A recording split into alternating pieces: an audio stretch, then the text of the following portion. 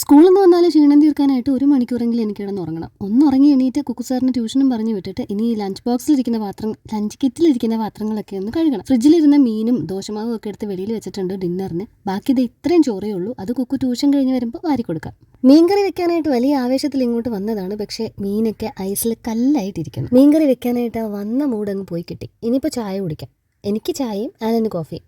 പക്ഷെ രണ്ടിനും കൂടെ ഒരു പാൻ മതി. ഡ്രസ്സിന്റെ സൈസൊക്കെ കറക്റ്റ് ആണ്. പക്ഷെ നെക്ക് ഒരു ഇത്തിരി ഇറങ്ങിയാ കിടക്കുന്നത്. ഇതുപോലെ ഒരു ഇന്നർ യൂസ് ചെയ്താൽ മതി. എന്നെക്കാളും പൊക്കമുള്ളവരാണെങ്കിൽ ചിലപ്പോൾ കറക്റ്റ് ആയിരിക്കും. ചൂട് കാപ്പി ഒഴിച്ചൊന്ന് തുമ്മിയപ്പോഴേക്ക് പണ്ട് ഇതുപോലെ നിലൂനെ ഒക്കെ തിരുത്തിയിട്ട് കട്ടൻ ചായ മറിഞ്ഞു വീണതാണ് ഓർമ്മ വന്നത്. പഞ്ചസാര ഒഴിച്ച് വെള്ളം തിളപ്പിച്ചതുകൊണ്ട് സെപ്പറേറ്റ് ആയിട്ട് ഇത് ഇപ്പോൾ കോഫിയും ചായയും കൂടെ സെറ്റ് ചെയ്തെടുത്തു. ഞാൻ ചായ മിക്സ്ചറുമായിട്ട് കഴിച്ചു. അവിടെ ഡേറ്റ്സ് ആൻഡ് നട്ട്സ് ഒക്കെ എടുക്കത്തുള്ളൂ. ഇതുപോലെ ബേക്കറി ഐറ്റംസ് ഒന്നും കഴിക്കാറില്ല. നേരെ വന്ന പാത്രമൊക്കെ കഴുകി കിച്ചണൊക്കെ ക്ലീൻ ചെയ്തു. കിച്ചൺ ക്ലീൻ ചെയ്യാനായിട്ട് ഞാൻ പുതിയൊരു സാധനം കൂടെ മേടിച്ചിട്ടുണ്ട്. ഇത് മൈക്രോ ഫൈബർ ക്ലോത്ത് ആണ്. കിട്ടുന്ന ഗ്യാപ്പിലൊക്കെ ഈ കൗണ്ടർ ടോപ്പ് ഇങ്ങനെ ക്ലീൻ ചെയ്യുന്നതുകൊണ്ട് എൻ്റെ ടിഷ്യൂ എല്ലാം പെട്ടെന്ന് തന്നെ തീർന്നു പോകുന്നു. അപ്പോൾ ഇതാകുമ്പോൾ റീയൂസ് ചെയ്യാൻ പറ്റും. തുണി പോലെ നമുക്ക് ഉണക്കിയെടുക്കാം.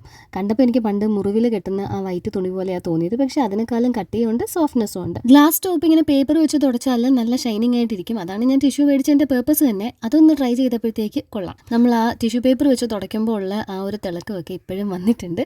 സാറ്റിസ്ഫൈഡ്. നിലുവിൻ്റെ മുടിവെട്ടൽ ചടങ്ങ് മേളിൽ നടക്കുന്നുണ്ടായിരുന്നു. ഇടയ്ക്ക് പോയി അവനെ ഒന്ന് പ്രോത്സാഹിപ്പിച്ചു. പക്ഷെ ഇപ്പോൾ അടങ്ങിയൊക്കെ ഇരിക്കുന്നുണ്ട്, പണ്ടത്തെ പോലെയല്ല.